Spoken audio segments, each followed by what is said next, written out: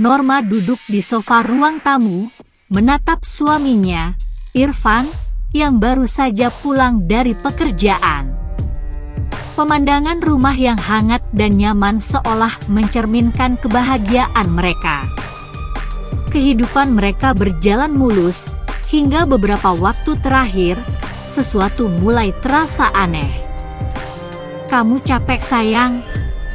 Sudah lama nggak sempat ngobrol berdua." "Iya, capek banget. Tugas kantor banyak.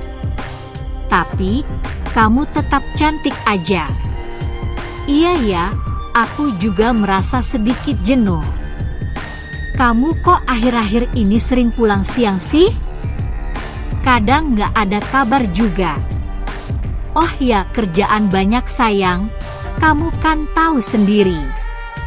Norma merasa ada yang tidak beres, tapi ia tidak ingin terlalu curiga. Suaminya yang sangat ia percayai, kini mulai sering pulang terlambat tanpa memberi kabar. Suatu hari, Norma terbangun lebih awal. Ia berencana untuk membuatkan sarapan untuk Irfan. Namun, saat ia menuju ke dapur, ia mendengar suara pintu depan dibuka. Norma terkejut melihat Irfan baru saja masuk, tampak terburu-buru. Dengan nada sedikit penasaran, "Kok pulangnya pagi-pagi banget, Irfan? Kenapa nggak ada kabar tadi?" Berusaha tersenyum gugup, "Oh ini sayang, ada rapat dadakan, maaf ya." "Udah sarapan?" Norma merasa ada yang aneh, namun ia memilih untuk diam. Kecurigaannya semakin membesar ketika ia sering melihat Irfan pulang pagi-pagi atau bahkan tidak pulang semalaman. Suatu sore, Norma merasa gelisah. Ia memutuskan untuk menyusuri kota untuk mencari Irfan, yang tiba-tiba tidak pulang sejak kemarin. Tanpa sepengetahuan Irfan, ia mengikuti mobil suaminya. Ternyata, Irfan berhenti di rumah yang sudah dikenal dengan baik oleh Norma, rumah orang tuanya, rumah Rina, ibu kandungnya. Norma terdiam di mobilnya. Ia memandang kedua sosok yang amat ia percayai, yang sedang berbincang di halaman depan. Irfan tampak memasuki rumah Rina dan keduanya saling tersenyum. Norma merasa seperti tersambar petir yang begitu besar, hatinya hancur. Beberapa jam setelah kejadian tersebut, Norma pulang ke rumah dengan perasaan yang tak karuan. Ia mencoba untuk menenangkan hatinya, namun akhirnya, ia tidak bisa menahan diri. Ia memanggil Irfan, suaminya, dan menghadapi kenyataan yang sulit diterima. "Irfan, ada apa dengan kamu? Aku melihat kamu masuk ke rumah Mama. Apa yang sebenarnya terjadi?" "Norma, itu bukan seperti yang kamu pikirkan. Aku nggak bisa jelasin. Aku melihat semuanya.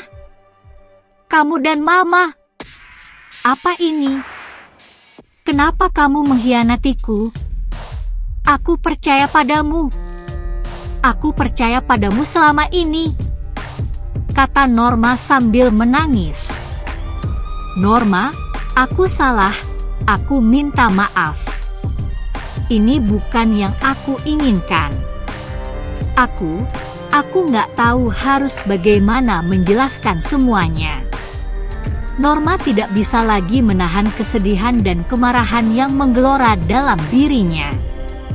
Ia merasakan bahwa hidupnya hancur.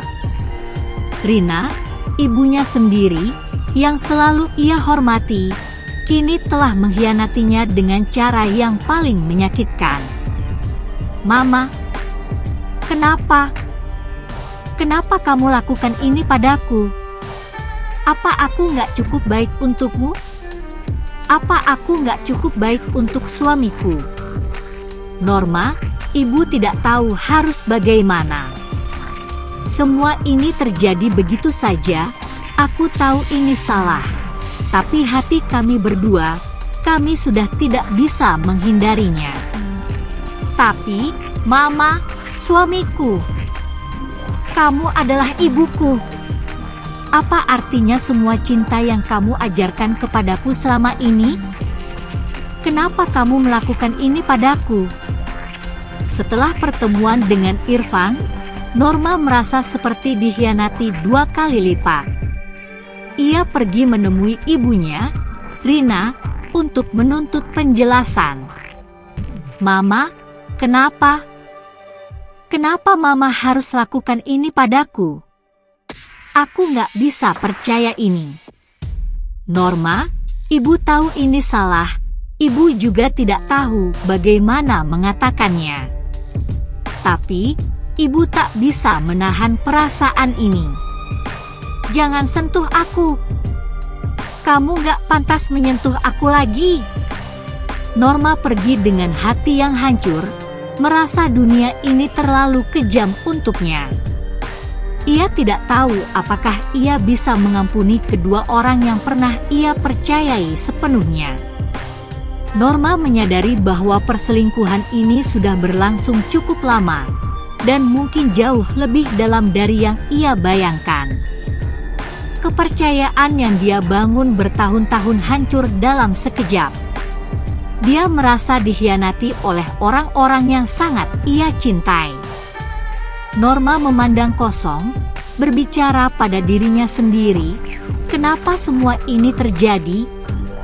Apa aku terlalu bodoh untuk melihatnya? Kalau saja aku lebih waspada. Setelah kejadian itu, Norma mengunci dirinya di kamar. Ia berusaha keras untuk mencerna semuanya. Namun, rasa sakit itu tetap menggerogoti hatinya. Ia tak tahu harus berbuat apa lagi. Mungkinkah ia bisa memperbaiki semuanya? Norma merasa terjebak. Setiap kali ia berpikir tentang masa depan, wajah Irfan dan Rina muncul dalam pikirannya. Harapan-harapan masa depan yang ia bangun bersama suami dan ibunya kini hancur. Ia tak tahu apa yang akan terjadi selanjutnya. Malam itu, Norma duduk sendirian di depan jendela. Ia bertanya pada dirinya sendiri, apakah dia akan bisa bangkit dari semua ini? Apakah ia bisa mempercayai orang lain lagi? Namun, yang paling penting, bisakah ia memaafkan orang-orang yang telah mengkhianatinya? Apakah aku bisa memaafkan mereka? Apakah ada harapan bagi kami setelah semua yang terjadi? Norma merasa seolah-olah dirinya terjebak dalam ruang yang gelap. Perasaan bingung, marah, dan kecewa begitu menghantui dirinya. Ia harus membuat keputusan yang berat. Apakah ia akan bertahan dengan Irfan dan mencoba memperbaiki hubungan mereka? Ataukah ia akan pergi dan meninggalkan segala yang telah dibangun bersama suaminya? Suatu malam, saat mereka berdua duduk bersama di ruang tamu, Irfan mencoba mengungkapkan penyesalannya. Irfan dengan suara pelan dan penuh penyesalan mulai membuka pembicaraan. Norma, aku tahu aku telah mengecewakanmu. Aku ingin kamu tahu bahwa aku mencintaimu dan aku benar-benar menyesal atas semua yang terjadi. Tolong beri aku kesempatan. Norma dengan air mata yang mengalir berucap, Aku nggak tahu Irfan, semua yang terjadi terlalu berat buat aku. Kamu, Mama, semua orang yang aku percayai, malah mengkhianatiku. Aku nggak tahu lagi siapa yang harus aku percayai. Norma, aku akan berjuang untuk kita. Aku tahu aku salah, tapi aku ingin memperbaikinya. Tolong beri aku kesempatan. Norma terdiam, masih merasakan ketegangan di hatinya. Dia tidak tahu apa yang harus dipilih. Berpikir untuk melanjutkan hidup dengan Irfan terasa menyakitkan, namun meninggalkannya juga membuatnya merasa kehilangan segalanya. Norma merasa semakin terasingkan dari keluarganya. Hubungannya dengan ibunya, Rina, semakin buruk setelah kejadian itu.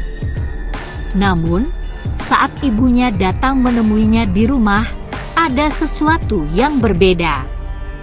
Rina datang dengan air mata yang tak terbendung. Suatu waktu Rina datang pada Norma. "Norma, aku tahu aku telah melukai hatimu. Aku minta maaf. Aku tahu tidak ada kata-kata yang bisa memperbaiki semuanya. Tapi aku ingin kamu tahu aku sangat menyesal. Ibu, kamu sudah menghancurkan hidupku, kamu dan Irfan. Kenapa? Kenapa harus seperti ini? Aku nggak tahu lagi harus bagaimana." Rina menangis lebih keras. "Aku terlalu egois.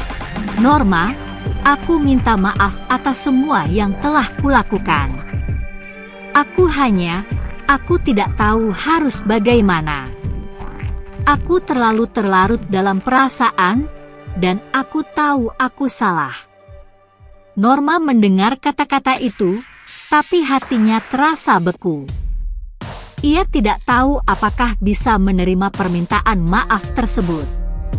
Di satu sisi, ia merasa sangat terluka oleh ibunya, namun di sisi lain, ia juga tahu bahwa kebencian tidak akan menyembuhkan rasa sakitnya. Beberapa minggu berlalu, dan Norma terus berpikir keras tentang masa depannya. Ia merasa seperti berada di persimpangan jalan. Bagaimana bisa ia melanjutkan hidup dengan orang-orang yang telah mengkhianatinya? Namun, hidup tetap harus berjalan. Norma akhirnya membuat keputusan yang paling sulit dalam hidupnya. Norma mendatangi Irfan. Aku tidak bisa lagi melanjutkan hubungan ini. Aku tahu kita pernah bahagia. Tapi semuanya sudah berbeda sekarang. Aku tidak bisa melupakan apa yang kamu lakukan. Aku tidak bisa hidup dengan rasa sakit ini lagi. Norma, aku minta maaf. Aku tahu aku tidak pantas lagi di dekatmu. Tapi tolong, jangan tinggalkan aku. Aku harus pergi. Aku butuh waktu untuk menyembuhkan diri. Aku tidak bisa terus hidup dengan bayangan pengkhianatan ini. Dengan langkah berat, Norma mengambil keputusan untuk pergi dari rumah itu. Keputusan yang paling sulit dalam hidupnya, tetapi juga yang paling penting untuk kesembuhannya. Setelah pergi dari rumah, Norma menghabiskan waktu beberapa bulan untuk sendiri. Ia tidak ingin tergesa-gesa dalam mengambil keputusan besar. Ia pergi ke sebuah kota kecil di luar daerahnya untuk mencari kedamaian. Di sana, ia memulai hidup baru, bekerja sebagai guru di sebuah sekolah dasar. "Aku hanya ingin melupakan semua yang terjadi. Aku merasa hancur. Tapi aku tahu aku perlu waktu untuk menyembuhkan diri." Salah seorang teman baru Norma menyambung, "Itu keputusan yang bijak, tidak ada yang bisa memaksamu untuk segera melupakan. Yang penting, kamu mulai dari langkah kecil dan fokus pada dirimu sendiri." Dengan waktu dan ruang untuk berpikir, Norma mulai merasakan ketenangan dalam dirinya. Ia mulai menyadari bahwa meskipun hidupnya hancur, ia masih punya kesempatan untuk memperbaiki dirinya dan menemukan kebahagiaan yang sejati. Setelah beberapa tahun berlalu, Norma kembali ke rumah orang tuanya. Ia merasa siap untuk menghadapi kenyataan dan untuk berbicara dengan ibunya serta Irfan. Meskipun perasaan lama masih ada, ia merasa lebih kuat dan lebih bijak dalam menjalani hidup. "Ibu, Aku sudah memaafkanmu. Aku tahu kamu menyesal. Dan aku juga tahu kita semua pernah salah. Tapi aku perlu kamu mengerti, aku harus memulai hidupku dari awal. Terima kasih Norma. Aku tahu tidak ada yang bisa mengembalikan semuanya. Tapi aku sangat bersyukur kamu bisa memaafkan ibu. Norma tersenyum tipis. Aku tidak bisa kembali ke masa lalu ibu. Tapi aku bisa belajar dari semua yang terjadi dan menjadi lebih baik. Kisah ini mengajarkan kita bahwa dalam hidup, kepercayaan adalah hal yang sangat penting dalam setiap hubungan. Ketika kepercayaan itu hancur, terkadang tidak ada lagi yang bisa menyelamatkan hubungan tersebut. Namun, yang lebih penting adalah bagaimana kita bangkit setelah jatuh. Pengkhianatan mungkin menghancurkan kita, tetapi itu bukanlah akhir dari segalanya. Setiap orang berhak untuk sembuh dan memperbaiki diri. Memaafkan adalah langkah besar untuk membuka pintu kebahagiaan, bukan untuk orang lain, tetapi untuk diri sendiri.